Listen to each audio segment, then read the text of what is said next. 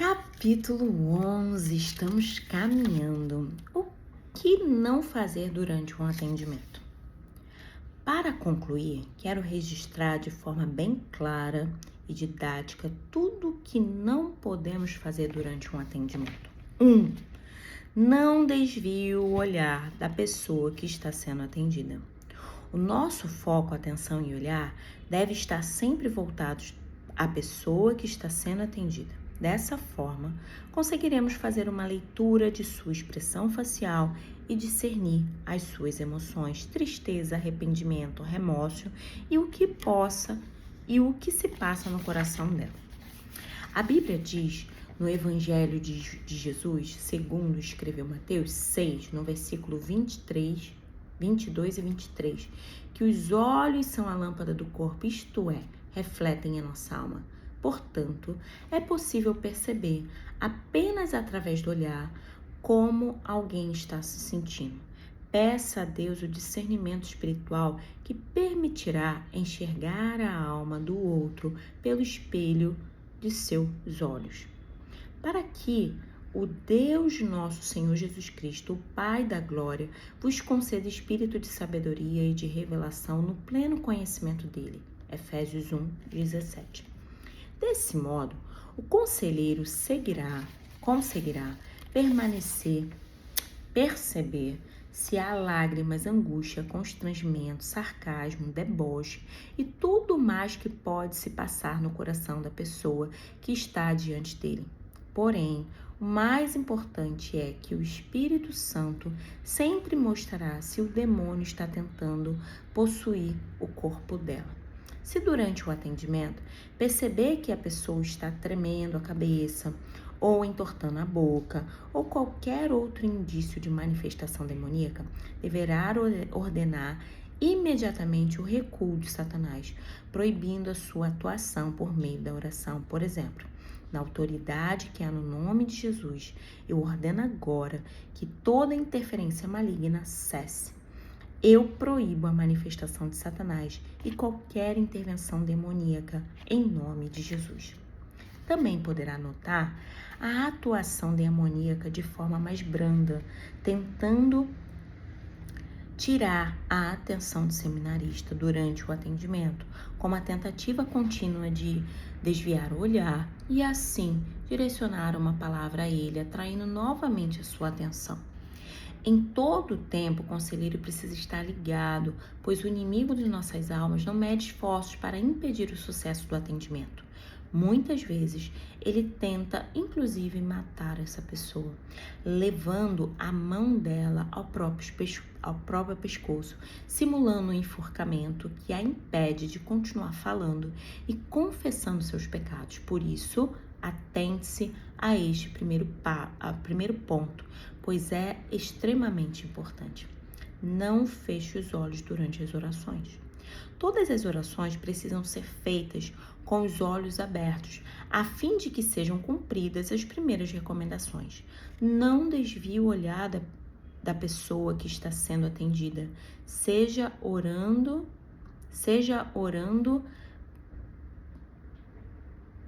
para ligar ou desligar, seja qualquer outro tipo de oração, não feche os olhos.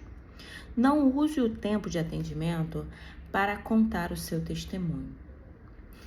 O conselheiro está autorizado a contar o seu testemunho em qualquer momento durante os 5 dias do seminário, salvo durante o atendimento. Sabemos que muitos testemunhos são poderosos para tocar o coração e encorajar aqueles que o ouvem. Todavia, ele não pode, por si só, libertar uma vida. O que liberta é a palavra ministrada, o arrependimento, a confissão dos pecados e a oração de desligar e ligar, ligar e desligar. Por isso, não rasgue o tempo do atendimento, não gaste o tempo do atendimento para contar um testemunho, por mais convincente que seja. Eclesiastes diz 3, versículo 1. Tudo tem um tempo determinado e há tempo para todo propósito debaixo do céu. Se estou enfatizando acerca deste ponto, é porque, infelizmente, isso já aconteceu antes. Alguns seminaristas, inclusive, retornam contato para o Silker para prestar queixa do atendimento por e-mails, telefones, WhatsApp, etc., dizendo que foi rápido demais e deixou de tratar muitos assuntos, ou que o conselheiro ficou apenas relatando suas próprias experiências e não os ouviu. Quando isso acontece, pedir perdão, explicando que estamos aperfeiçoando dia após dia e em seguida realizei outro atendimento com eles. Portanto, não devemos cometer esse erro, mas aprendo com ele, usando o tempo do atendimento com bastante sabedoria e discernimento espiritual. Se formos contar o nosso testemunho, gastaremos no mínimo 1 hora e não dedicaremos todo o tempo para cuidar daquela pessoa que está precisando de ajuda e que investiu tanto de sua vida e recursos para ter um atendimento individual de qualidade. 4. Não faça leitura de algum manual de libertação durante o atendimento. Ao dizer manual de libertação, inclui os livros catalogados ou qualquer outro material escrito. É muito importante não os usar no atendimento para que o conselheiro não passe insegurança ao seminarista, dando a impressão de que não sabe o que está fazendo. Se formos a uma consulta médica, por exemplo, e nos depararmos com um profissional que precisa consultar num livro para nos diagnosticar, isso certamente colocará em risco nossa confiança no médico e nos fará duvidar da eficácia da consulta. Provavelmente, questionaremos a capacidade desse doutor. Faço questão de enfatizar este assunto porque também já recebi queixas de seminaristas dizendo que o seu conselheiro ficava lendo as orações. Ainda me fizeram a seguinte pergunta: pastora, a oração escrita não é o mesmo que uma reza? A resposta é sim. Quando nós lemos uma oração, seguimos um roteiro e não deixamos o Espírito Santo fluir e conduza as nossas palavras e transformando-nos em uma mera reza. Deixa eu te falar uma coisa. Você que aconselha, que participa, é importante que você faça o seu devocional antes, que você leia a palavra antes, que você se prepare antes e na hora que você estiver atendendo, fale: Senhor, eis-me aqui, usa-me, conduza-me, cumpre em mim o teu querer ao atender essa vida. E Deus fará. A oração escrita é apenas um indicativo do caminho, mas é o Espírito Santo quem orará por nós quando não soubermos o que falar com gemidos inexprimíveis. Romanos 8, 26. É necessário dependermos dele durante qualquer oração. Caso o seminarista tenha dito alguma informação a mais que fuja do padrão da oração escrita, não hesite em alterar o roteiro. Olhe em linha com o Espírito. Tendo isto em vista, o conselheiro não deve carregar consigo o manual na mão para o atendimento. Deve usar somente a Bíblia. Os livros e os manuais podem ser consultados apenas para o estudo da libertação. O uso deles durante o atendimento limita o poder do Espírito Santo de Deus. Caso um conselheiro se considere ainda inexperiente no assunto e julgue necessário o uso do manual, sugiro que o leia no período entre o Silker e o outro. Leve-o para casa, estude-o, tire as dúvidas, mas não o carregue consigo para o atendimento, pois é a hora de praticar o que já aprendeu e também o que recebeu do Espírito Santo. 5. Não continue o atendimento fora do horário delimitado. As aulas que ministramos no Silker não podem ser respostos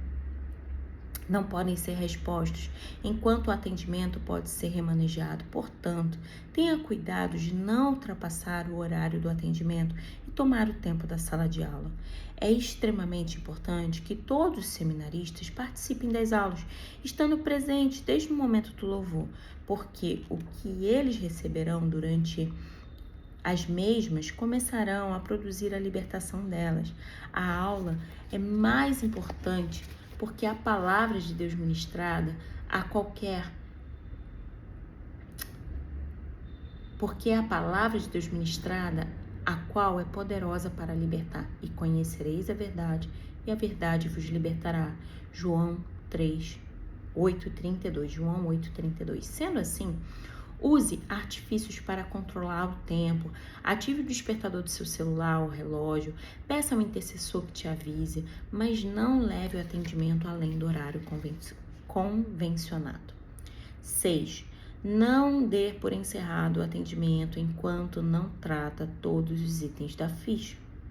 Se por acaso o conselheiro não conseguir finalizar todos os assuntos para a completa libertação da pessoa que está sendo atendida, deve-se combinar com ela outro horário para que consigam concluir. Dentro dos 5 dias do seminário, entre uma aula e outra, sempre há um tempo livre que pode ser aproveitado para finalizar um atendimento. Caso seja necessário, porém, ainda abrir uma exceção e oferecer a ela 2 atendimentos, mas é imprescindível que não fique nenhum assunto pendente. Todos que vão ao Silk investem tempo, dinheiro, expectativas nesses dias para serem libertos, e é inconcebível que volte para suas casas com apenas uma parte de sua história resolvida.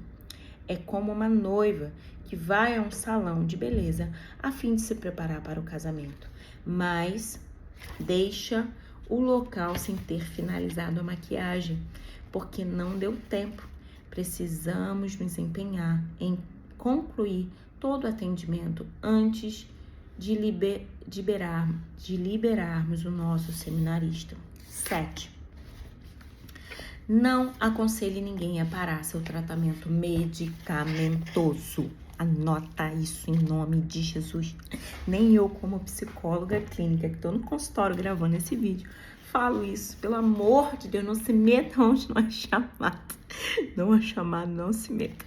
Digamos que você atenda uma pessoa que chegou ao Silk com uma carga de medicamentos controlados, prescritos pelo seu psiquiatra ou algum outro médico especialista, e discerna que a causa dos sintomas dela é de cunho espiritual e não clínico. Ainda assim, você jamais poderá aconselhar a parar de tomar o remédio. Medicações são prescritas por profissionais e devem ser levados a sério.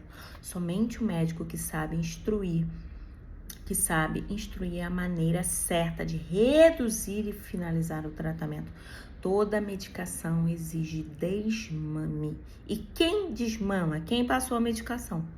Existe um tempo e modo certo para realizar o que chamamos de desmame dos medicamentos. Alguns serão mais demorados do que outros, mas ninguém, senão um profissional de saúde, tem o direito de dar alta ao paciente. Nós não podemos fazer isso, porque não temos autoridade nem capacidade para tal. A única coisa que nos compete é orar com a pessoa e lhe dar a seguinte instrução: se Deus está confirmando no seu coração que Ele te libertou completamente, você vai orar e pedir a Deus a libertação dos seus remédios, mas não tire a medicação sem o aconselhamento do seu médico, tá ouvindo? Estou enfatizando porque eu também sou profissional de saúde. Embora eu estou lendo esse livro que a gente utiliza na nossa igreja, eu estou trazendo para você que a fé e a ciência caminham juntas e que o seu médico ele vai ser usado por Deus para te fazer um desmame seguro lá, combinado? Queridos conselheiros, tenha a certeza de que Deus confirmará, mas não façam isso por conta própria. Temos fé para acreditar que Deus liberta até dos remédios, mas devemos deixar isso nas mãos de Deus. O nosso papel é receber a confissão dos pecados, concordar com a pessoa, aconselhar e ministrar a palavra. Não dizer o que ela deve ou não fazer. Nós não podemos naturalizar aquilo que é espiritual e também não podemos espiritualizar o que é natural. Sabemos que existem aqueles que precisam de medicação, sim, pois são portadores de doença de cunho emocional ou mental. Existem pessoas que sofrem com esquizofrenia, por exemplo, como resultado do uso de drogas e que danificou os seus neurônios cerebrais. Eu mesma tenho um irmão nessa condição que teve o cérebro danificado por causa de uso excessivo de LSD. Isso é um problema neurológico. Meu irmão aceitou Jesus, confessou Jesus, foi batizado, libertou-se do cigarro e das drogas, mas permaneceu com uma esquizofrenia residual e, portanto, precisa tomar remédio para o resto da vida. Graças a Deus que existem os médicos e os remédios. A menos que Deus decida fazer o milagre da cura completa. Assim como Deus cura toda sorte de doença física, Ele também pode curar as neurológicas, mas não somos nós que iremos orientar alguém a interromper seu tratamento medicamentoso. Esse é um assunto muito sério e precisa ser bem compreendido por todos, ok? E eu falo aqui, você me ajuda a tirar a medicação? Não, querida pessoa, eu não me meto onde não sou chamada. Vai lá no seu médico, ó, psicólogo com psicólogo, o seu pai de santo, seu pastor, quem cuida de você na área espiritual, toma aí. E o médico com médico, tá entendendo? Porque como eu trabalho na minha clínica com espiritualidade no campo da saúde, eu assisto pessoas na psicologia com todas as vertentes espirituais, porque o pessoal do grupo de pesquisa manda para mim e eu não tiro nada. Como a gente está lendo Manual do Libertador, esse livro é para utilizar com as pessoas cristãs. Porém, você que é intercessor, conselheiro, psicanalista, psicólogo, que atende pessoas com a fé, você não tem autoridade de tirar medicação nenhuma, combinado? Por favor. Não procure contato com a pessoa após o atendimento ao Silk, não faz isso. Terminando o atendimento, é o fim do relacionamento entre conselheiro e seminarista. Nós não devemos procurar contato. Siga por ligação, rede social ou visita domiciliar. Se a pessoa voltar a nos procurar alegando precisar de uma direção ou um conselho a mais, não há problema. Todavia, isso não pode de maneira alguma ser iniciativa do conselheiro, por pelo menos 2 razões. 1. Desconfiança. Digamos que você tenha ido a um médico e ao final de uma consulta, ele te entrega uma receita e não agenda um retorno. Porém, na mesma semana, você começa a receber ligações do médico perguntando sobre a sua saúde, como está se sentindo, etc. Isso não será, no mínimo, estranho? Provavelmente, você vai pensar que ele deixou de te contar algo importante que você precisa saber. Todavia, no Silk, a história é outra. As pessoas partilham as suas vidas para nós, abrem seu coração, contam os seus pecados pessoais, intimidades e segredos que talvez não tenham confessado a mais ninguém. Digamos que uma delas teve problemas de promiscuidade sexual. Se o conselheiro começar a ligar para ela após o Silk, a primeira dúvida que brotará em sua mente é se isso é um assédio, não é mesmo?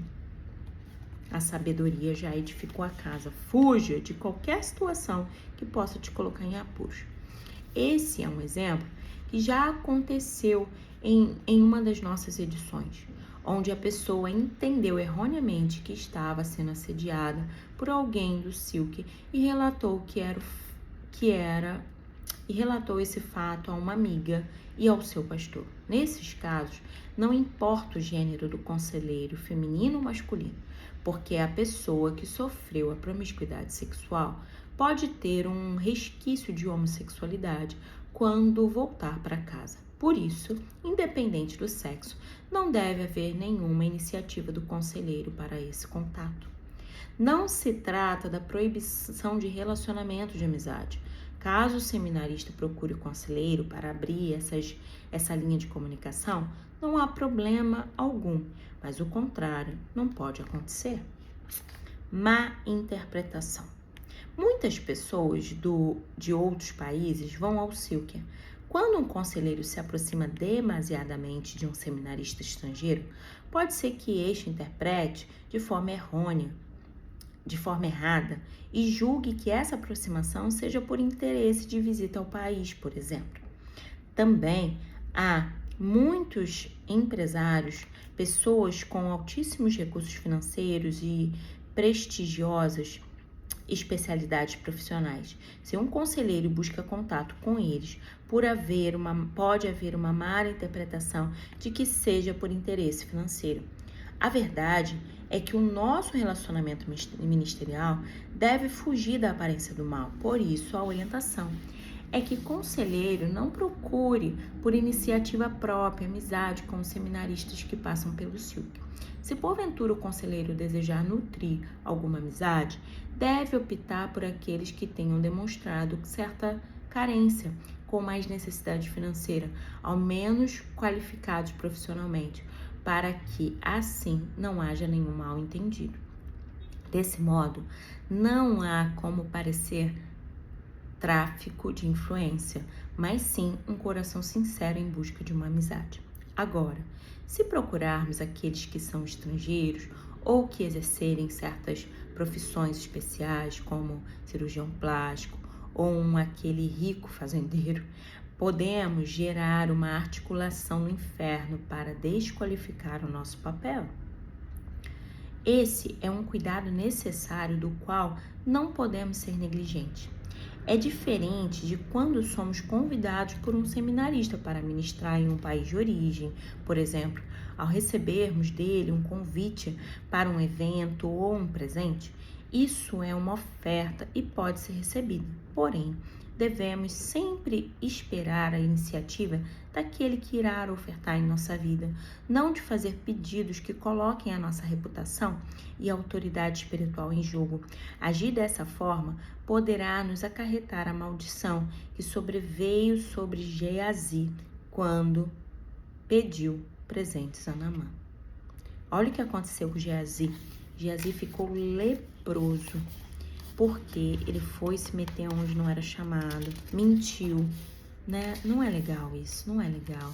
Cuidado com a sua conduta diante da vida. Deus, ele quer te usar e ele vai te abençoar. Eu sou psicóloga, por exemplo, mas eu não fico falando isso lá. Quando eu vou atender, eu atendo a pessoa como conselheira. E aí a pessoa fala, você conhece um psicólogo? Às vezes a minha pastora me indica, da mesma forma como eu faço a parte de pesquisa lá na espiritualidade no campo da saúde, e os professores também indicam. Mas aí a outra pessoa, como dizia minha mãe, tá na Bíblia, mas minha mãe dizia, deixa que os outros te louvem, deixa que os outros te apresentem. Não tem esse lugar. Por quê, Irlânia? Porque a sabedoria já edificou a casa. E se no livro tá dizendo, guarda os teus pés do mal, porque você pode evitar problemas se você for obediente. O temor do Senhor é o princípio da sabedoria. Quem o tem ficará satisfeito e não visitará mal nenhum. Nós estamos indo para o 12º capítulo, o último capítulo do livro. Tá vendo como Deus é bom? Leia, encaminhe, indique, escute de novo quantas vezes forem necessárias, porque você pode ser um libertador melhor à medida que você conheça a verdade. Deus usou a pastora Tânia para escrever um livro Verdade que nos liberta. Que Deus te abençoe.